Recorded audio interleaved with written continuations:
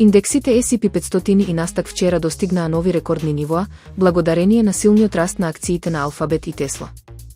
Dow Jones порасна за 0,11% и достигна 45.883 поени, S&P 500 се зголеми за 0,47% на 6.615 поени, а Nasdaq скокна за 0,94% на 22.348 поени. Акциите на Алфабет се зголемија за повеќе од 4%, со што пазарната вредност на компанијата надмина 3.000 милиарди долари. Тесла, пак, бележи раст од над 3,5% откако беше објавено дека Илон Маск купил акции од сопствената компанија во вредност од повеќе од 1 милиарда долари. Дополнително, позитивната атмосфера на пазарите ја поттикнаа и очекувањата дека Американската централна банка оваа недела ќе ги намали каматните стапки за 0,25% поени, што инвеститорите го гледаат како сигнал за поддршка на економскиот раст.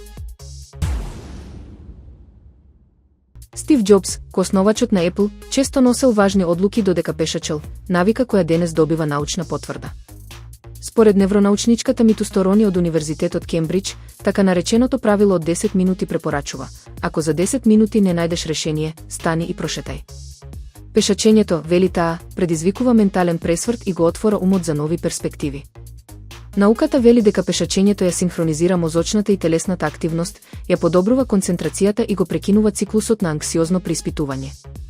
Истражување на Универзитетот Стенфорд покажа дека креативноста се зголемува за 60% додека се пешачи, особено на отворено.